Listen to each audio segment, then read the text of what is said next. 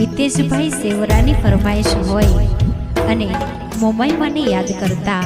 મારે રાજલ ભરવાડને કહું છે ત્યારે